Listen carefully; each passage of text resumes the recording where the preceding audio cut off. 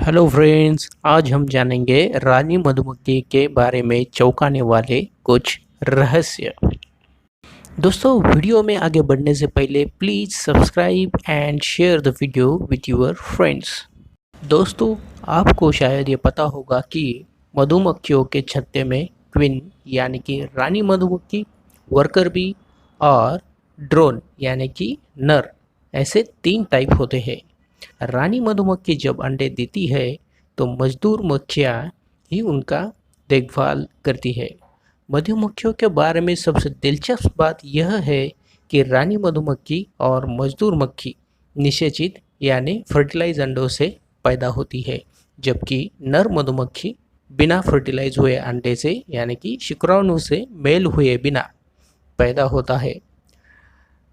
दोस्तों, अब आपको पता ही है कि रानी मधुमक्खी भी अन्य मजदूर मक्खियों की तरह ही निषेचित यानी कि फर्टिलाइज अंडे से पैदा होती है, परंतु लार्वा स्टेज आने पर कुछ मजदूर मक्खियाँ मिलकर कुछ लार्वा को रानी मक्खी में परिवर्तन हेतु चुन लेती है।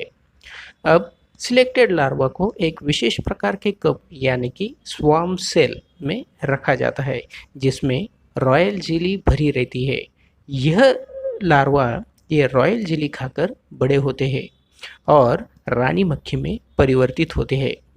दोस्तों, पर क्या आपको पता है, इस रॉयल जेली का पीएच अगर 4 से ऊपर या फिर कम हो जाए तो रानी मधुमक्खी मर जाती है, जबकि अन्य लार्वा पुष्प पराग खाकर बड़े होते हैं। वह मजदूर मक्खी में परिवर्तित होते हैं। केवल रानी मधुमक्खी ही अंडे देने की क्षमता होती है, जबकि मजदूर मधुमक्खियां नपुंसक होती है। यह फर्क केवल उनके लालन पालन और भोजन अलग अलग होने से होता है। दोस्तों, अब सबसे चौंकाने वाली बात जानकर आप हैरान रह जाओगे। लार्वा से बाहर आने के बाद रानी मधुमक्खी जीवन में केवल एक ही बार छत्ते से बाहर उड़ान करती है, जिसे नफ्शल फ्लाइट यानी कि वैवाहिक उड़ान कहते हैं। दोस्तों, इस उड़ान के दौरान रानी मधुमक्खी अनेक नर मधुमक्खियों के साथ मेटिंग करती है। हर एक ड्रोन एक बार मेटिंग करने के बाद मर जाता है और इसी प्रकार अनेक नर मधुमक्खियों के साथ यह वैवाहिक उड़ान और मीटिंग चलती रहती है।